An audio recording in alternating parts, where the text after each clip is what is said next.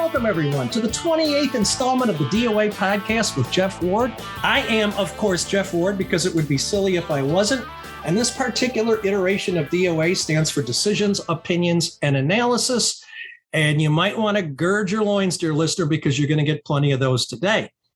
And you're going to get plenty of them because, as my longtime listeners/readers already know, there tends to be an implied or overarching theme to every podcast and/or column. Last time we got together, that theme was the mistaken belief or the fascinating belief of most progressives that we have somehow failed as a society if everyone doesn't feel good all the time.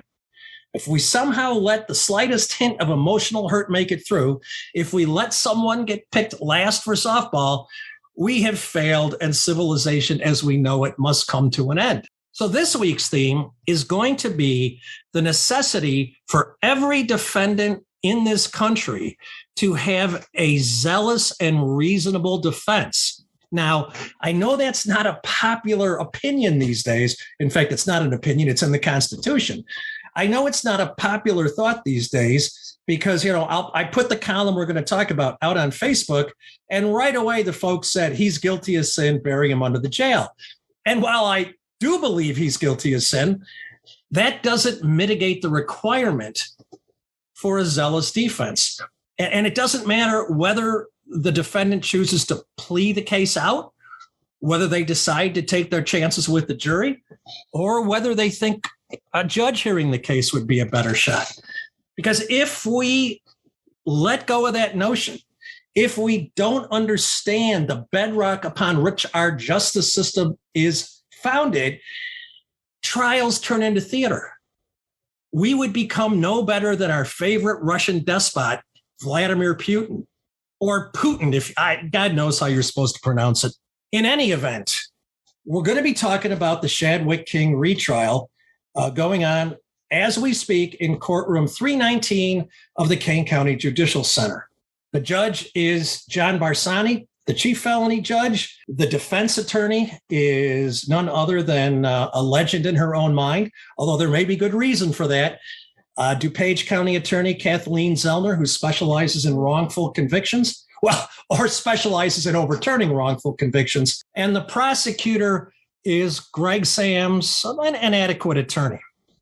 So now that we've named the players, I'm sure you have an abundancy of questions regarding these proceedings.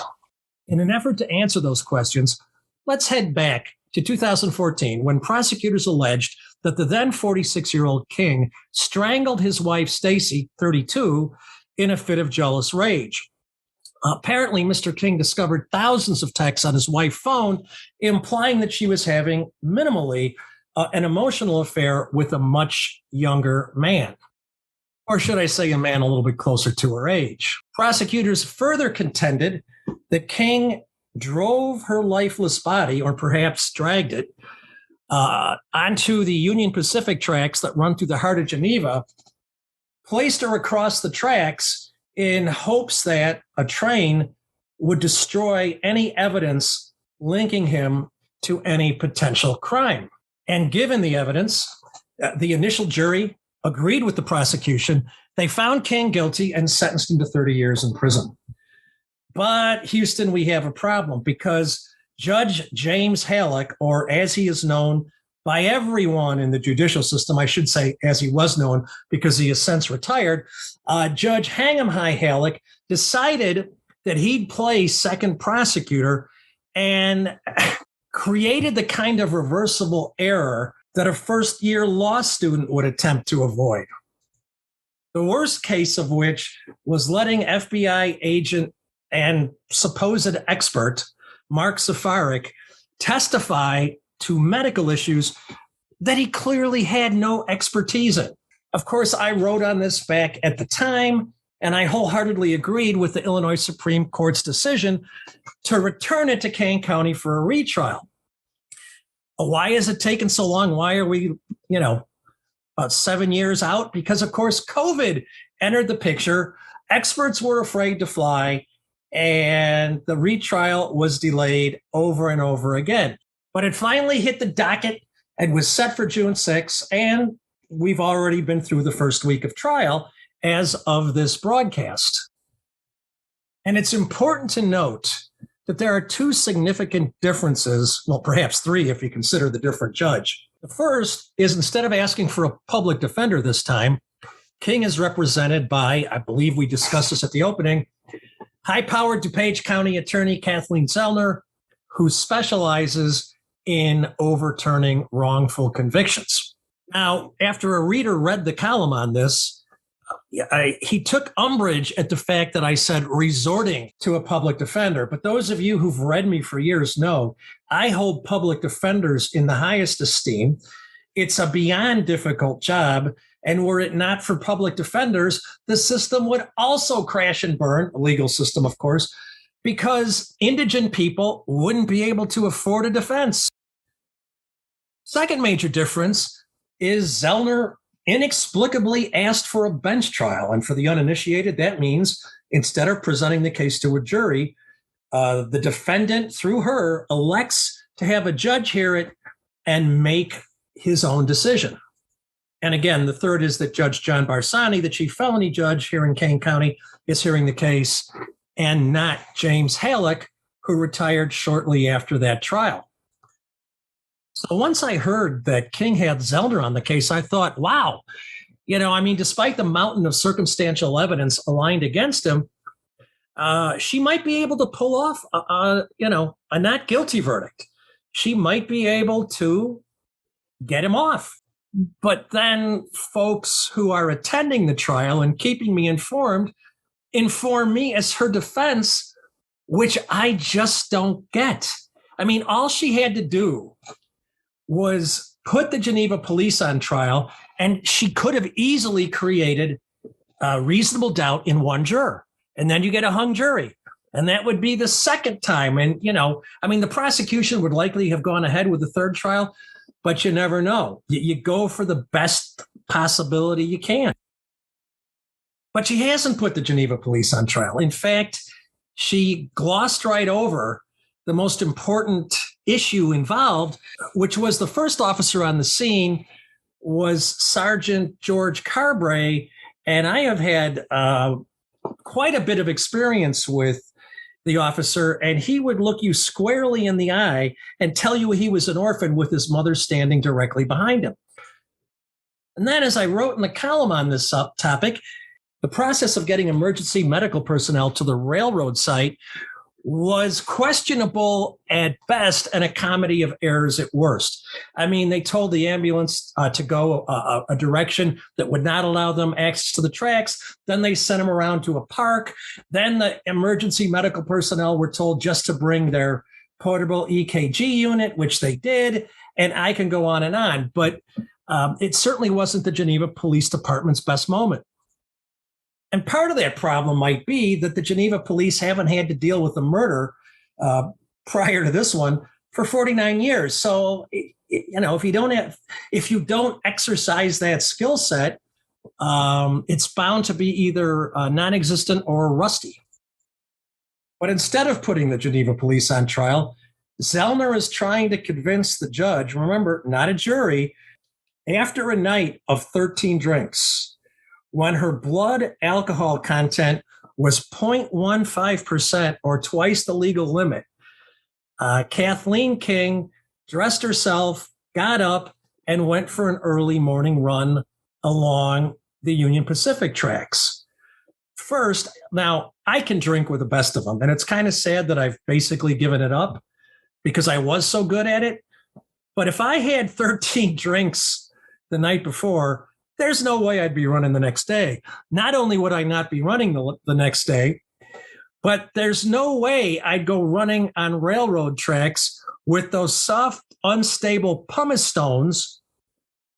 And then you have to contend with blaring freight train horns that come by about every 10 minutes with a likely splitting headache from one of the world's worst hangovers.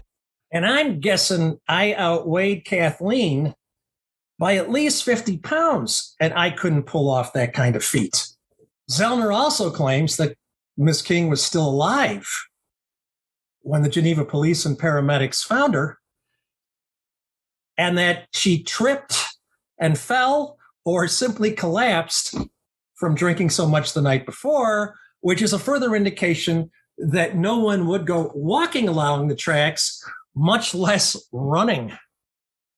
Zellner also claims that an expert witness will tell the judge that they found metal flecks and rust on the bottom of Kathleen's running shoes, but how could they possibly pinpoint the source and the timing of that material?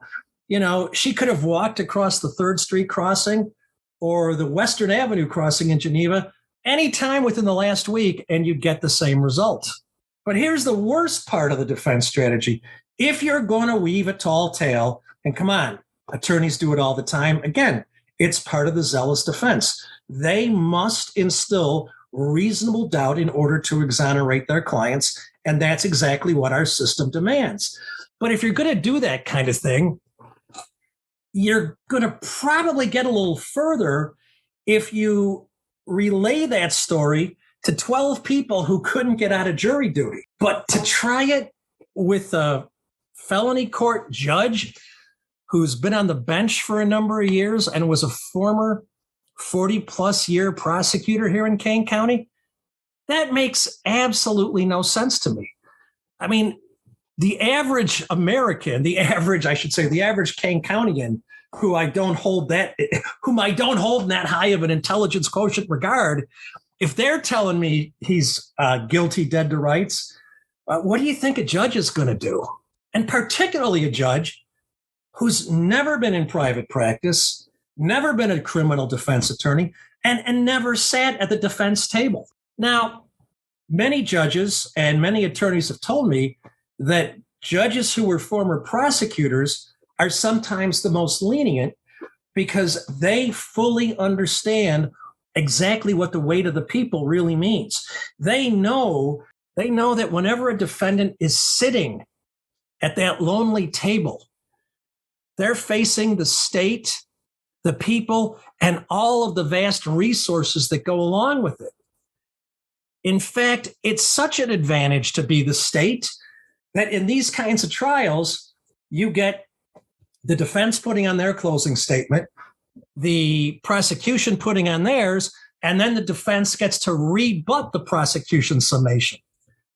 Conversely, there are public defenders, or should I say former public defenders, who become some of the toughest judges on the planet. And they do this because they've heard all the bleep possible from their clients, and they won't tolerate anything that slightly resembles a lie for a nanosecond. So the fact that someone was a prosecutor and someone was a public defender often has exactly the opposite effect. But when it comes to John Barsani, that's not the case. And there are all sorts of examples of John kind of towing the prosecution's line. He's not nearly as blatant as Judge James Halleck was in the first trial. But if you could read between the lines, there are plenty of instances where I've been uneasy at some of his decisions. And one of those decisions was, if you recall the trial, and I can't remember the guy's name, of the Geneva doctor who was first hit with like growing pot before it was illegal, and then hit with sexual assault charges. And he was looking at life in prison. And it certainly looked like he was going to be convicted, and he was. His daughter was attending the trial, and she took offense at the proceedings, which, come on, any daughter of any father would likely do when you're facing down the prospect of your father being behind bars for the rest of his life. And she said some unfortunate things to the same prosecutor that we have in this case, Greg Sams, in the hallway. And because Greg Sams has a skin thinner than a crepe, I couldn't think of a better analogy. How about has a skin thinner than Donald Trump? He took the issue before Barsani. Barsani ran with it. She failed to show up in court to answer to those contempt charges. And, it was a nightmare of epic proportion. Eventually, Barsani recused himself. I may tell you that story later. In the case of the daughter, the new judge said, look, you did some unfortunate things. We understand. Apologize, and this all goes away. and she apologized and it all went away. But that's the way it should have been from square one. If you're a prosecutor and you have the full weight of the people behind you, how many times have I said it? You better be able to take a little hit. You better be able to rise above an obviously angry daughter who's terrified of losing her father. But ironically, as is almost always the case, the men and women tasked with putting you and I in jail for whatever transgression can dish it out, but they can't begin to take it. And Greg Sams is the perfect example. So again, were I Kathleen Zellner, I would talk to anyone and everyone about who the prosecutor was and what his flaws are. And once I understood his major flaw, I would have played the kind of legal games that would have flustered him and completely thrown him off his game. But that kind of thing is going to work with a jury. It's not going to work with a 40-plus year former prosecutor who not only knows Mr. Sams, but worked with him. So for the life of me, I cannot understand why Attorney Zellner went with a bench trial. Maybe she's got some legal ace up her sleeve. That's doubtful because our rather strict discovery laws say you have to share everything with the prosecution and vice versa. If you recall that hilarious scene from My Cousin Vinny, where Joe Pesci is shocked that the prosecution has to turn everything they have over to him. Well, come on, man. That's a little bit of literary or cinematic license because nobody would have made it through the first law school class without that very basic understanding. Sadly, I think Zellner is doing her client a vast disservice. I'm thinking that perhaps she's more interested in the publicity this case is garnering. The folks from 48 Hours and another major news outlet have been attending the trial. They weren't allowed to bring cameras in, but they have been sitting in the gallery. And again, I have no better explanation for why Miss Zellner is taking this tack. And then, if you're inexplicably going to go with the bench trial, my God, of all the felony prosecutors in Kane County, if you do 10 minutes of research, John Barsani would be the last one I choose. And I know judge shopping has negative connotations, but the truth is, if you go into court to fight a traffic ticket and you encounter a judge or you're going to encounter a judge that very rarely finds defendants innocent, you can issue one SOJ motion, free and clear, free of charge. Well, not free of charge. You can issue one SOJ motion with no strings attached, and it will be granted. SOJ, of course, stands for substitution of judge. And every defendant in non-major cases gets one free crack at the substitution apple. But in this case, Ms. Zellner had two. She could have SOJ'd two judges in an effort to get the best one possible. But she didn't. And I think that's a huge mistake because any of the other felony judges here in Kane County, all of whom I know rather well, as you might imagine, from covering them for so many years, would have been a much better choice. Now, I don't think her strategy would have worked with them either, but it would have at least increased the odds of that possibility. And there's another massive problem with letting Judge John Barsani hear the case. Now, John isn't a bad guy. He and I used to have hour and a half long conversations when he was state's attorney. I've been critical of him since he's become a judge. That doesn't mean he isn't a good judge. In fact, John is regularly rated as the most knowledgeable judge here in Kane County by his peers. Those are other judges and local Kane County attorneys, to have the best knowledge of the law and to apply it as accurately as anyone. Those scores run from 1 to 100, and John gets 100 every single time. So there's certainly something to be said for having that kind of acumen. But what Ms. Zellner didn't understand, and again, she could have figured out with a few 10-minute phone calls, is that there's a couple of other drawbacks when you have a case heard by Judge Barsani. The first is he has the kind of case of massive ADHD that makes mine look like a walk in the park. I've sat in his courtroom a number of times, as I have with most felony and family court judges, and John's attention wanders faster than Tim Anderson can steal second base. I mean, he's all over the place. He never looks the defense in the eye, much less the defendant. He's constantly looking at the clock. He's rocking back and forth in his chair or leaning back. His eyes are all over the courtroom. And it is incredibly distracting. And the fact that that's coming from somebody who's almost as equally ADHD'd is really saying something. The other issue is John has become very hard of hearing. And again, he's not the only one. Though I'm not nearly as bad as he is, my wife has to constantly repeat herself. I don't need a hearing aid because I can hear most people. Either I've learned to tune my wife out or she speaks in a register that's at the low end of my hearing range. But Kathleen's specialty, her joie de vivre, is issuing the kind of summations, the kind of righteously indignant summations that would make a black megachurch pastor jealous. And when you issue that kind of summation to a man who's kind of paying attention and might not be able to hear it all, that's problematic.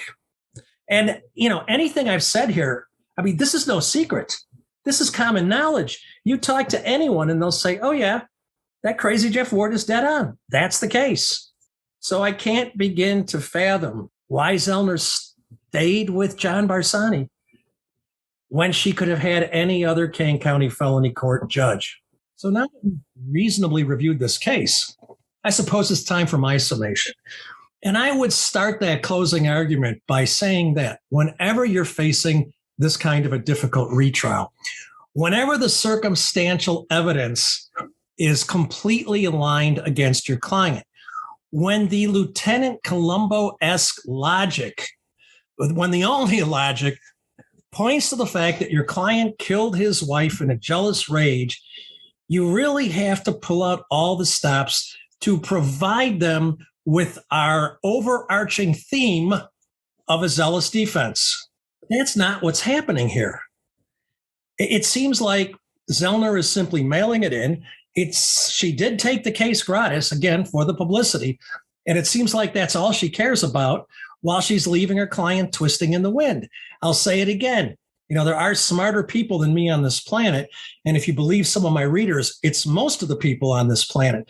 So perhaps there is some exculpatory evidence to which we are not privy. That's very unlikely given discovery requirements, but it could happen. It could happen that the prosecution has misinterpreted something and it's going to sink their case.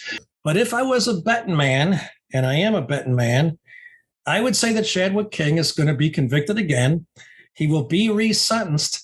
And I'm thinking, because he's shown absolutely no remorse and he's been steadfast in his innocence, he might get more prison time than he originally received. The only shot Attorney Zellner had with exonerating her client, exonerating, at least having him found not guilty, was with a jury, and she chose not to go there. And if you're going to go with a bench trial, the last thing you want to do, particularly in a felony case, is have it be heard by John Barsani, who has carried a prosecutor's hammer almost all his life.